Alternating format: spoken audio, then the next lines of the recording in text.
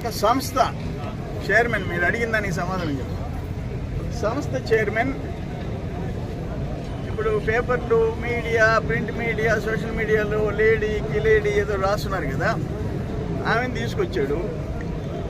తీసుకొచ్చి పేరోల్కి లెటర్ ఇవ్వమన్నాడు. ఆమె రావటం నాకు చాలువా కప్పింది. ఎవరమ్మా నువ్వు అని అంటే ఆయన చెప్పాడు, తీసుకొచ్చిన ఆ సంస్థ చైర్మన్ చెప్పాడు, ఈమె పలానా.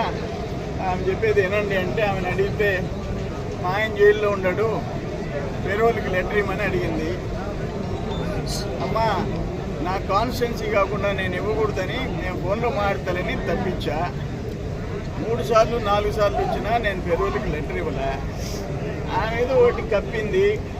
అది ఈరోజు సాక్షి పత్రికలు వేసి ఆమె ఎవరో నాకు తెలీదు.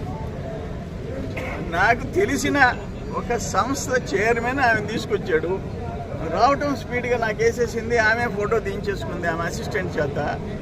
అది ఈరోజు నా ఫోటో నేను సాక్షిలో చూసుకోవాల్సి వచ్చింది. మామూలు సాక్షి వాళ్ళు మా మొఖాలు వేయరు కదా, ఇటువంటిప్పుడు వేస్తారు. సాక్షి మెయిన్ పేపర్లో నా ఫేస్ చూపించాడు. థ్యాంక్స్ టు సాక్షి. అందుకని పేరోల్కి ఆ జైల్లో ఉండే శ్రీకాంత్ అనుకుంటా, ఆయనకి ఇవ్వమని అడిగితే నాకు తెలియని వ్యక్తులకి నేను ఇవ్వను అని చెప్పాను.